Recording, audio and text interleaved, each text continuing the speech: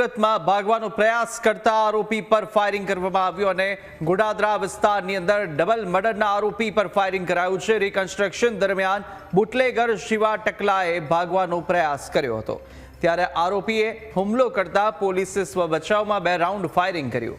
આરોપીને પગમાં ગોળી વાગતા સ્મીમેર હોસ્પિટલ ખસેડવામાં આવ્યો છે। ગોળી વાગતા બુટલેગર શિવા ટકલો માફી માંગતો પણ જોવા મળ્યો। આરોપીએ કહ્યું કે હવે ક્યારેય નહીં ભાગું, ભૂલ થઈ ગઈ, મને છોડી દો। સમગ્ર ઘટના અંગે ડીસીપી આલોક કુમારે નિવેદન આપ્યું અને દેવત ગામ પાસે આરોપી ઉલટીનું કહી અને સાઈડમાં ગયો હતો। 2 કોન્સ્ટેબલ પીએસઆઈ સાથે હોવા છતાં ભાગવાનો પ્રયાસ કર્યો।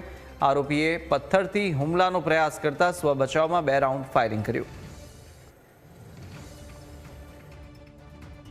ભૂલ થઈ ગઈ, હવે નહીં થશે, હવે નહીં ભાગું મેં, ભૂલ થઈ ગઈ, હવે નહીં જાઉં કશે મેં, હવે મને છોડી દો, હવે મેં કંઈ નહીં કરા, ભૂલ થઈ ગઈ ભાઈ, ભૂલ થઈ ગઈ, હવે કંઈ નહીં કરા મેં, હવે કંઈ નહીં કરું મેં, છોડી દો મને। સુરતના ગોડાદરા વિસ્તારમાં ડબલ મર્ડરના કેસમાં આરોપીએ ભાગવા જતા પોલીસે ફાયરિંગ કર્યું છે। ડીસીપી આપણી સાથે છે। સર, क्या पूरा मामला था, फायरिंग करना पड़ा पुलिस को? गोडादरा डबल मर्डर का जो मुख्य आरोपी शिवा टकला है, इसको बहुत ही मेहनत से टेक्निकल और ह्यूमन इंटेलिजेंस के बेसिस पे गोडादरा की टीम ने अहमदाबाद में लोकेट किया और ये अहमदाबाद से पुलिस की टीम इसको लेके आ रही थी। तो गोडादरा के हद विस्तार में, क्योंकि ये बहुत ही माथाभारे आरोपी और जुनूनी किस्म का है, इसलिए यहाँ पे एक पीएसआई इसको रिसीव करने के लिए यहाँ पे गए और इसने फरार होने का इरादा रख के पुलिस से बहाना बनाया कि इसको बहुत ही उल्टी आ रही है, वॉमिटिंग आ रही है और ये गाड़ी में उल्टी कर देगा। तो ह्यूमैनिटेरियन एंगल पे ध्यान में रखते हुए पुलिस ने इसको गाड़ी से उतारा 2 कांस्टेबल्स के साथ। इसने वहाँ पे मौके का फ़ायदा उठा के नीचे जो बड़ा पत्थर था, पत्थर सीधे पीएसआई के सर पे मारने के ट्राई किया, तो पीएसआई हट गया साइड में और जो पत्थर है वो सीधे जाके जो बोलेरो है उसके जो फ्रंट ग्लास है उसमें जाके टकराया, वो कांच पूरा टूट गया है।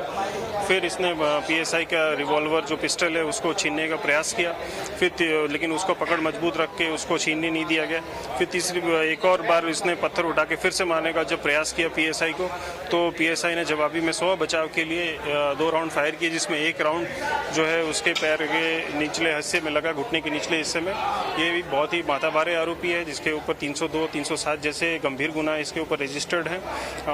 जो मामला है उसमें टोटल 14 आरोपी हैं, जिसमें 6 आरोपियों की धरपकड़ अभी हो गई है। पुलिस की तरफ से किसी भी तरह का जान माल का नुकसान नहीं हुआ है।